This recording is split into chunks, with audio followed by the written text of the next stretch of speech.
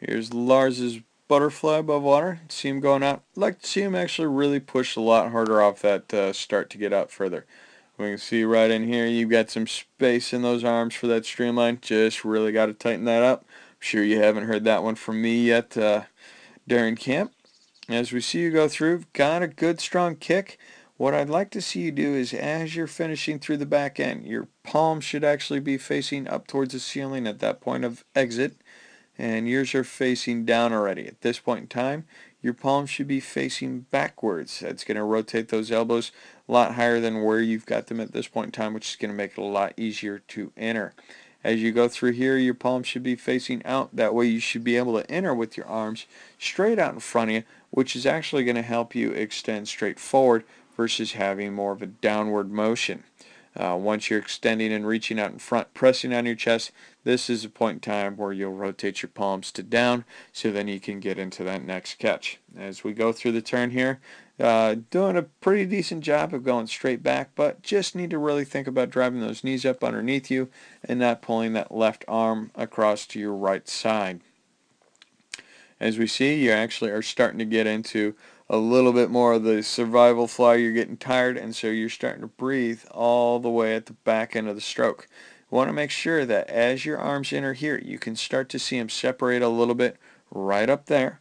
We want to make sure that you're reaching forward more so that you can get the timing as you press down on the water. That is what's going to give you the lift to breathe. Right now, you are trying to breathe right when you are actually finishing through the back end of that stroke.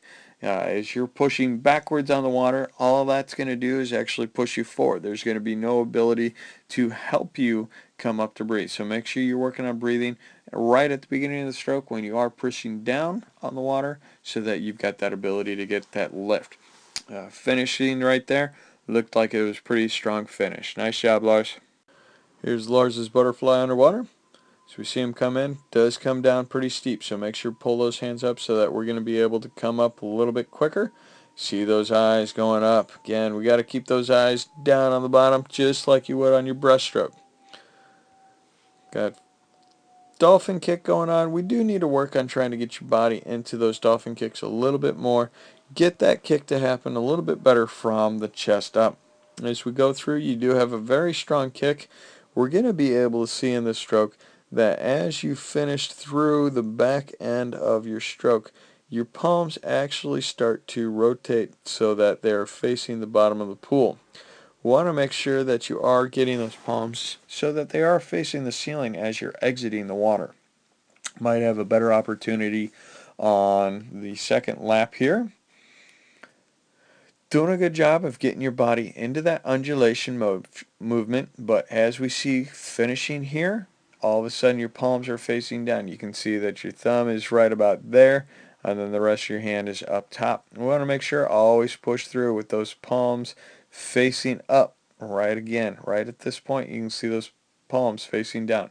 So make sure we're trying to keep those palms up so that that's going to help with that recovery above the water. That's going to make that butterfly much, much easier for you, so then you can actually swim it for a much longer period of time. As you go in for that finish, say that stroke might have been just a touch late, so make sure you're really trying to get that adjustment out by the flags so then we can really extend, reach for the wall, and get that nice strong finish. Nice job, Lars.